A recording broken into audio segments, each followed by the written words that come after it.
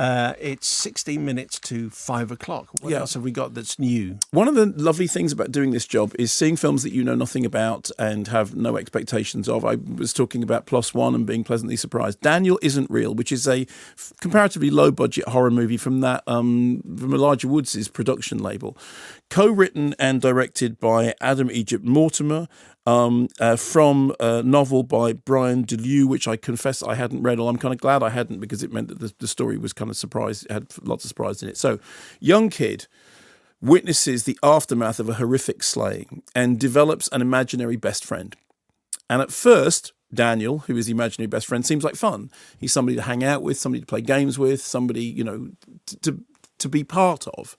But slowly, he becomes a destructive influence.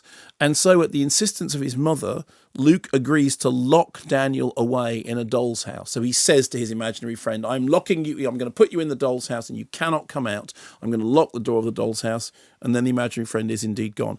Years later, Luke is now college age. His mother is struggling with her own demons and delusions. And he finds himself back at his house, worrying about the state of his life and the state of his mind. He unlocks the doll's house, and the next thing, Daniel is back, now fully grown and ready to play, and he can't get rid of him. You couldn't kick me out of f***ing school because of you. Then I've set you free, just like I promised. Okay, I'm gonna count to 3. I'm gonna close my eyes. I'm gonna count to 3. When I finish, you're gonna be gone. All right? Okay. 1, 2,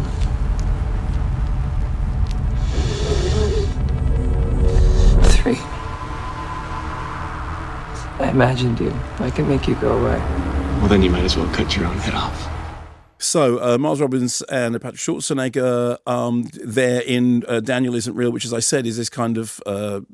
I'd seen the poster, but I wasn't entirely sure what the tone of the film was. A colleague of mine, Van Connor, who I hang out with, and he's a film critic, as we came out, he quipped, slightly facetiously, but it was a funny thing to say. He said, well, it's a horror remake of Drop Dead Fred.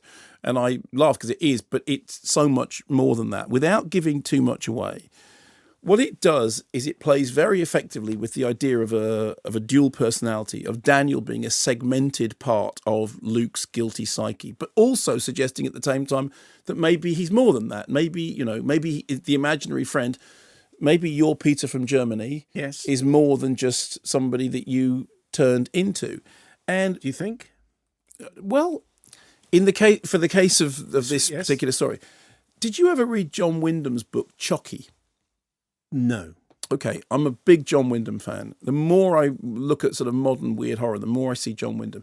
John Wyndham did a book called Chucky about a young kid who has a friend, a voice in his head, which actually may be the voice of an alien who has come to Earth and has become a kind of possessing entity, although in a perfectly benign way. So it's like a possession story, but actually masquerading as a science fiction story. And there was a little bit of that in this, the suggestion that this other character is not just a figment of his imagination, but maybe something else. Stylistically, it also reminded me of the surrealist escapades of Brian Yuzna's Society, which is a film I find myself invoking more and more recently. It has a Lovecraftian sense of horror, and of course that is very, very Brian Yuzna, because Yuzna famously worked on that adaptation of Necronomicon, and Yuzna absolutely thought... Can you just explain what a Lovecraftian sense of horror is? The best way of describing it would be to say that the predominant tone of Lovecraft-like horror is weirdness. And I mean weird as opposed to anything else, because... in terms of the fear of the unknown and horror being one of the primal emotions of mankind, there is a weirdness about Lovecraft that is absolutely runs through Brian Yuzna and into this film. In fact, looking at this, I was thinking about that lineage. Brian Yuzna, in a documentary that I made way back in the 1980s, I think it's the first doc I made for Channel 4, talked about how what had happened with special effects in horror movies, largely to do with the growth of things like polymethylcellulose and certain kind of rubber and latex appliances that you could now stretch in strange ways that you couldn't before. He said what we've seen is the birth not of slasher horror, but of surrealist horror. And he said, for example, that bit in Nightmare on Elm Street, when she has the phone and Freddy's tongue comes out of the phone, he said that's not That's not violent horror. That is surrealist. That is a metaphor made real.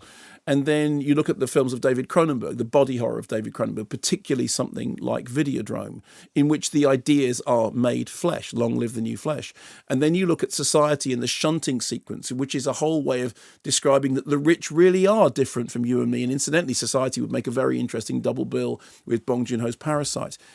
All of those seem to me to be a line of descent to this.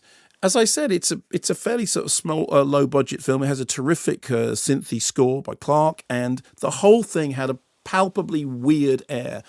And I thought that it managed to sustain that air of weirdness without just falling into some sort of, campy pastiche rather well. So I had gone in with, I'd heard good things about it, in the same way that I heard good things about Upstream River before I saw it. But I thought it was actually a very solid, ambitious, low budget, but aiming high thematically film, and I enjoyed it.